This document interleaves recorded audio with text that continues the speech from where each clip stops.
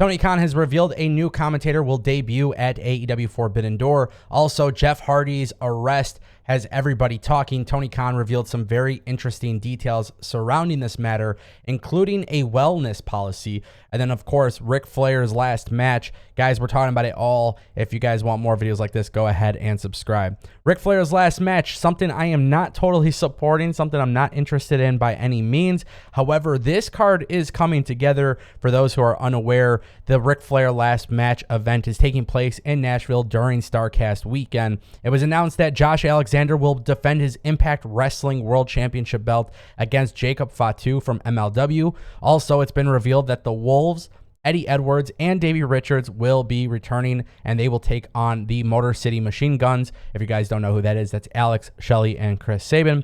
And then also, we have Jordynne Grace, who will now defend her Impact Wrestling Knockouts Championship belt against Deonna Purrazzo and Rachel Ellering in a three-way match. Now, this is very interesting news when you consider that Ric Flair's last match is very dominated by Impact Wrestling stars. However, Impact's name is not attached to this by any means in the promotional material. We don't know any details on how much this is going to cost on Fight or for the tickets or for pay-per-view or anything like that. But, you know, a lot of people are talking about this. I don't know who Ric Flair is going to be wrestling. It seems like there's going to be some changes in opponents. But for those who care about Ric Flair's last match, this is for you.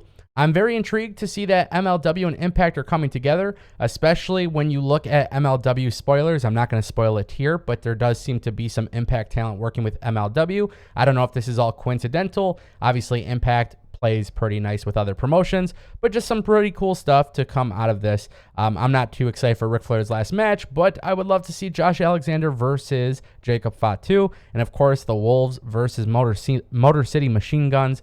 That is probably going to be a banger as well. With that being said, guys, we all know the story about Jeff Hardy. I want to turn our attention to this because this is some very interesting stuff. Tony Khan says, we are here for anybody that steps up and wants to get help, and hopefully they'll come to us instead of it being under circumstances where they get themselves in trouble. But the most important thing is that they get the help, and I'm here to stand by anybody who that needs help will get it. It's available to anybody here. Anybody who needs time off, if they have an issue, they can take it no matter how big of a star they are.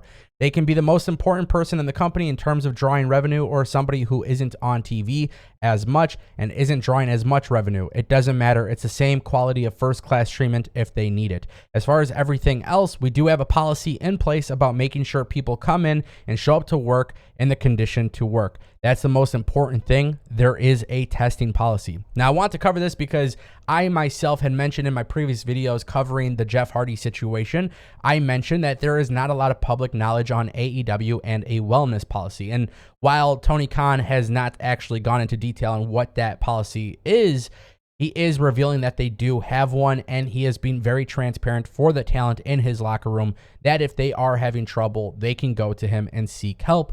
And I think that is wonderful. And that's why it was so important for me to talk about it in this video, because I feel like that is only fair. My number one job here is to be as non-biased as possible. And, you know, I'm going to criticize creatively. I'm going to criticize business, WWE, AEW, Impact, whatever it may be. But I'm showing you guys my thoughts on wrestling through my scope, through my lens. And I think this is a very commendable move. Tony Khan is making it very clear this is Jeff Hardy's last chance. And as of right now, Jeff Hardy is reportedly in treatment. We don't know what's going to happen, if there's any ramifications from the legal aspect of this all.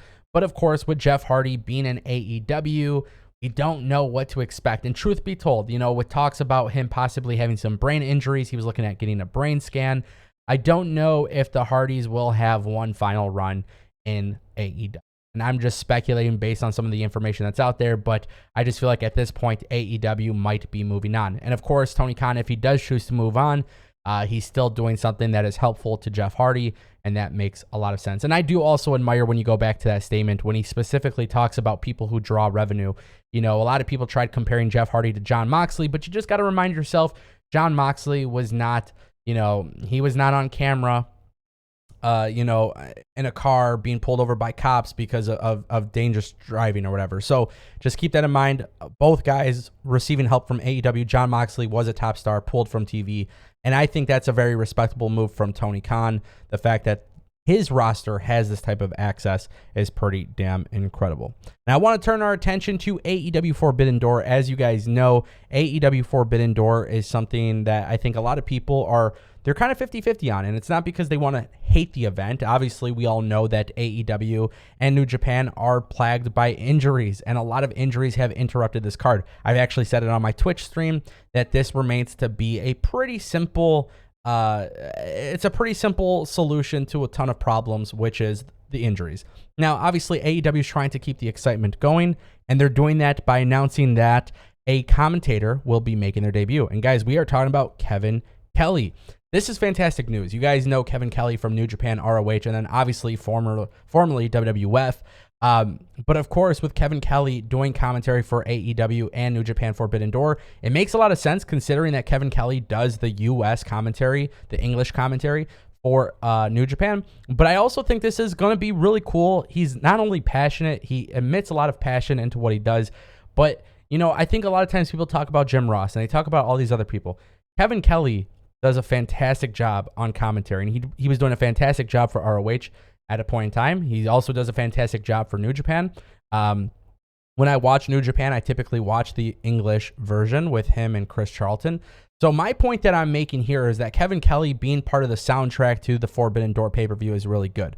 Now, we also know that Forbidden Door 2 has been confirmed. So if you guys don't know, Tony Khan believes that Forbidden Door will be a new thing that they start doing with each other between the two companies. And I think that's a great idea. And I really, really want AEW. Obviously, the injuries were kind of an issue here, but you're not going to cancel the event. You keep the event going.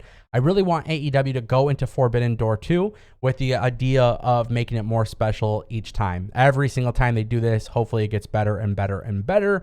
And look, hey, you bring in Kevin Kelly this time, maybe you bring in Mike Tenay at another one. You know, I think special guest commentators for these big events make them feel special. And that's the way to do it, in my opinion. And I think it's a really good move for AEW. I also think it's just a good move for pro wrestling in general. It just shows you that the relationship is not just about wrestlers, but it's also about the other people that make both shows successful in their own right.